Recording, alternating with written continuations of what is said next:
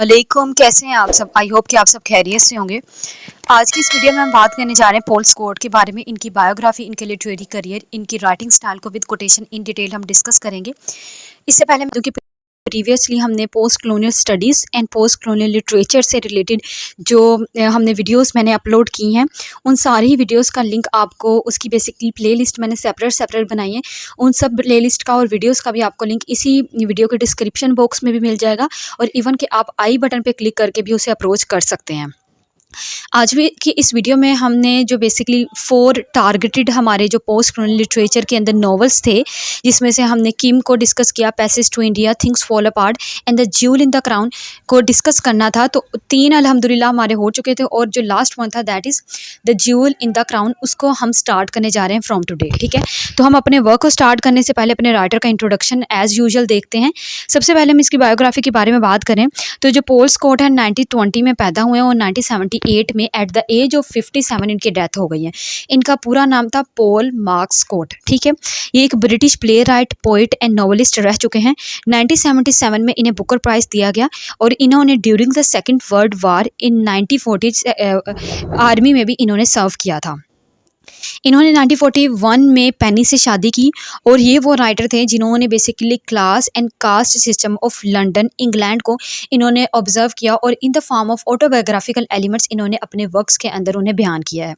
इनकी अगर फैमिली की बात करें तो इनके जो फादर थे वो अपर क्लास से बिलोंग करते थे और इनकी जो मदर थी वो एक लोअर क्लास फैमिली से बिलोंग करती थी और इनकी जो मदर थी बेसिकली एक लेबरर फ्रॉम साउथ लंदन की, यानी एक लेबरर की डॉटर थी जो थी फ्रॉम साउथ लंदन से जिनका ताल्लुक था। ठीक है, अगर हम बात करें कि जो पॉल स्कॉट के बारे में तो पॉल मार्क स्कॉट वो वाहिद राइटर हैं जिन्होंने अगर हम इनका टाइम स्पैन देखें तो इन्होंने सेकंड वर्ल्ड वार को देखा था।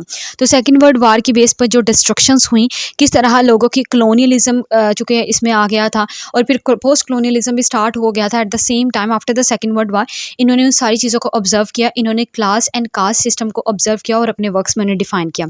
The jewel in the crown के अंदर वो बात करते हैं बेसिकली इसी क्लास कास्ट एंड प्रेजुडिस के कॉन्सेप्ट को लेके उसे बेस बना के वो अपनी स्टोरी को बयान करते हैं, जिसे हम नेक्स्ट फर्दर इंशाल्लाह डिस्कस करेंगे। इनके लिटरेरी करियर की बात करें तो इन्होंने 1941 के अंदर गेरोंटियस के नाम से एक कलेक्शन थी ऑफ 3 रिलीजियस पोइम्स उन्हें पब्लिश करवाया था एंड देन इन्होंने अपना फर्स्ट नॉवल इन 1952 में पब्लिश करवाया अंडर द नेम ऑफ जोनी साहिब। ठीक है, फिर इनके जो वर्क आते हैं हमारे पास that is the Raj Quartet. ये जो राज क्वार्टेट है बेसिकली एक 4 वर्क्स पे बेस करता है। इनका ओवरऑल वर्क था जो बेसिकली कंप्राइज करता है 1966 से लेकर 1974 के ड्यूरेशंस के अंदर इन्होंने बेसिकली जो 4 वर्क लिखे हैं वो इसके अंदर कंपाइल किए गए हैं। ठीक है, राज का मतलब है कलोनियलिज्म, कलोनियल राज, और क्वार्टेट का मतलब 4 वर्क, ऐसी चीज़ जिसके अंदर 4 वर्क वगैरह शामिल हो तो क्वार्टेट बेसिकली रेफर करता है 4 को। तो राज क्वार्टेट वो 4 वर्क जिसमें इन्होंने बेसिकली ब्रिटिश राज कलोनियलिज्म को हाईलाइट किया वो इसके अंदर आएंगे, जिसमें से फर्स्ट वन है the jewel in the crown that was publish in 1966, then 1968 के अंदर the day of the scorpion, then 1971 के अंदर the towers of silence, then 1975 के अंदर a division of the spoils. ये इनके 4 वर्क्स इसके अंदर आते हैं और हम देखेंगे कि 1966 के अंदर यानी जो वेरी फर्स्ट वर्क है इस राज क्वार्टेट का, उसके अंदर किस तरह वो quit India movement, independence movement, colonialism, resistance, post colonial perspectives को वो डिफाइन करते हैं। एंड देन इन्होंने 1978 में अपना वर्क लिखा था post Raj quartet staying on. ये याद रखिएगा, स्टेइंग ऑन की बेस पे ही इन्हें बुकर प्राइज़ दिया गया था। Let's talk about the writing style of Paul Scott. इनकी राइटिंग स्टाइल का जो मेन कंसर्न है वो क्लास, रेस और डिवीजन पे बेस करता है। मींस कि वो अपने वर्क्स के अंदर क्लास, रेस और प्रेजुडिस की बहुत बात करेंगे। वो कलोनियलिज्म को हाईलाइट करते हैं, social, political, personal relationships between British and Indian उनके दरमियान हाईलाइट करते हैं। एंड देन वो devastating impacts of colonialism on the psychology of people को हाईलाइट करते हैं अपने वर्क्स में। वो पोस्ट कलोनियलिज्म की टर्म को, यानी पोस्ट कलोनियलिज्म एक बहुत वास्ट टर्म है जिसके अंदर बहुत कुछ आ जाता है। अगर आपको अपने प्रीवियसली सेमेस्टर्स में पढ़ा हो तो आपको इसकी नोहा होगी। तो वो उन सारे पर्सपेक्टिव्स को टच देते हैं, वो कम्प्लेक्सिटीज़ ऑफ कलोनियलिज्म बताते हैं और किस तरह जो कलोनियलिज्म का impact not only the individuals psychology but also on the Nations, overall nation पे भी किस तरह इसका इम्पैक्ट हुआ था वो हाईलाइट करते हैं। इनकी वर्क ने बेसिकली वॉइस दी थी टू द वॉइसलेस पीपल को, ठीक है।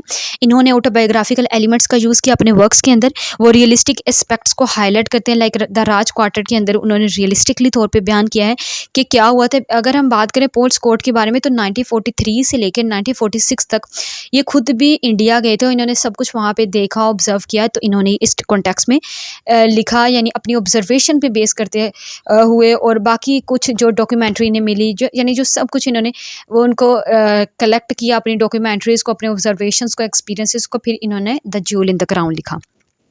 वो सप्रेशन बताते हैं और इन्होंने क्विट इंडिया मूवमेंट की जो मूवमेंट थी उसको कॉन्टेक्स्ट की फॉर्म में लिखा है अपने वर्क्स के अंदर। क्लास एंड कास्ट डिवीजन को वो हाईलाइट करते हैं अपने वर्क्स में। Here are some important quotations that are given from the different books by John Paul Scott. तो अगर हम देखें तो the jewel in the crown के अंदर वो कहते हैं, colonialism is not just a matter of economic exploitation but also a cultural imperialism, ठीक है। वो कहते हैं कि India was a challenge to the British imagination, a challenge that had still to be met, ठीक है।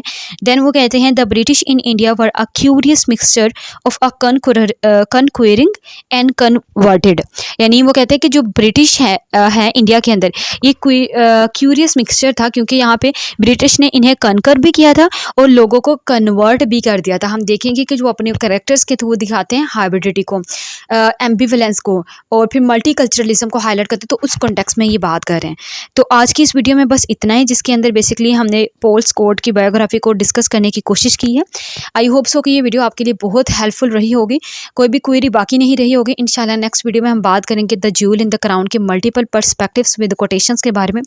टिल देन अपना बहुत सारा ख्याल रखिएगा, मुझे और पैलेस्टीन के पीपल को खास अपनी दुआ में याद रखिएगा। अल्लाह हाफिज़।